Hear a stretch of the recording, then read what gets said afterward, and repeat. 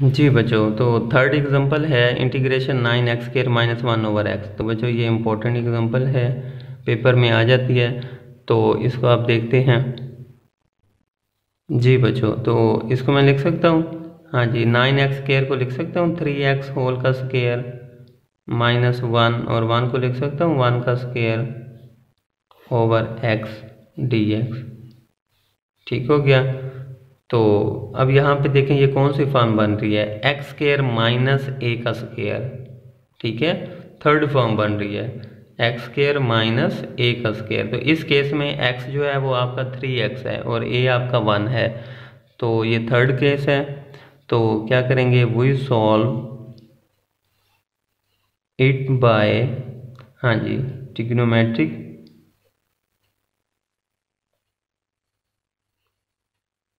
Trigonometric substitution method से। ठीक है, तो हाँ जी, पुट कर दें, पुट x। अब इस केस में x आपका 3x है। ठीक है, तो put x is equal to, हाँ जी, क्या होता था अगर x² माइनस a स्क्वायर है तो पुट करते थे, हाँ जी, x is equal to a secant theta. ठीक है, तो अब इस केस में आपका क्या है, x आपका 3x है तो पुट करेंगे x is equal to a आपका 1 है तो put x is equal to a, हाँ जी, आगे क्या आएगा, सीकेंड थीटा। तो इट मीन्स हमने पुट करना है 3x is equal to secant theta, ये आ गया। अब मुझे क्या चाहिए, x की वैल्यू भी तो चाहिए, 3 को नीचे ले आए तो x इज इक्वल टू क्या आ जाएगा, 1/3 सीकेंड थीटा। अब मुझे क्या चाहिए, dx, यानी डिफरेंशियल अप्लाई कर दें तो x का क्या आ जाएगा, dx, और ये आ जाएगा 1/3, हाँ जी, सीकेंड थीटा का डेरिवेटिव क्या आ जाएगा, secant theta into tan theta, आगे डिफरेंशियल थीटा का डी थीटा आ जाएगा। चलें बच्चों, अब ये वैल्यूज़ यहाँ पर जल्दी से पुट कर दें। ठीक है, तो ये आ जाएगा स्क्वायर रूट 3x की जगह क्या आ जाएगा, सीकेंड थीटा, तो ये उसका स्क्वायर हो जाएगा -1 ओवर, हाँ जी, x की जगह आ जाएगा 1/3 सीकेंड थीटा, आगे क्या आ जाएगा, dx की जगह क्या आ जाएगा 1/3 secant theta tan theta D theta. ठीक है बच्चों, ये मेरे पास आ गया, dx की वैल्यू मैंने ये पुट कर दी। अब ये देखें बच्चों, ये 1/3 से 1/3 कैंसिल, सीकेंड थीटा से सीकेंड थीटा कैंसिल हो जाएगा। चलें बच्चों जी, अब मेरे पास क्या आ जाएगा, ये आ जाएगा सीकेंड स्क्वायर थीटा -1, और यहाँ पर रह जाएगा टेन थीटा डी थीटा।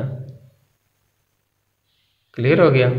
चलें जी, अब हमें पता है कि 1 + टेन स्क्वायर थीटा किसके बराबर होता है, सीकेंड स्क्वायर थीटा के।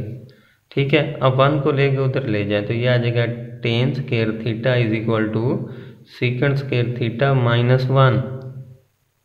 ठीक है, तो ये है सीकेंड स्क्वायर थीटा -1, तो इसकी जगह क्या आ जाएगा, टेन स्क्वायर थीटा, तो ये आ जाएगा टेन स्क्वायर थीटा, हाँ जी, टेन थीटा डी थीटा, ये इससे कैंसिल हो गया, क्या आ जाएगा, tan theta into tan theta D theta. ठीक है, अब ये आ जाएगा टेन स्क्वायर थीटा। अब आपको पता है टेन स्क्वायर थीटा की मेरे पास इंटीग्रेशन नहीं है, तो हम इसको क्या कर देते हैं, हमें पता है कि 1 + tan square theta is equal to secant square, यहाँ से टेन स्क्वायर थीटा की वैल्यू क्या है, सीकेंड स्क्वायर थीटा -1, तो बच्चों कुछ पुट कर दें तो ये आ जाएगा सीकेंड स्क्वायर थीटा -1 डी थीटा। ठीक है, अब इसको अलग अलग इंटीग्रेट कर दें, तो इसको अलग कर दें और उसको अलग कर दें, तो ये बन जाएगा इंटीग्रेशन किसकी आ जाएगी बच्चों, हाँ जी, तो ये आ जाएगा integration सीकेंड square theta D theta minus integration 1 D theta. अब आपको पता है कि सीकेंड स्क्वायर थीटा की इंटीग्रेशन क्या होती है, टेन थीटा। ठीक है, और 1 की integration with respect to theta तो प्लस ही आ जाएगा।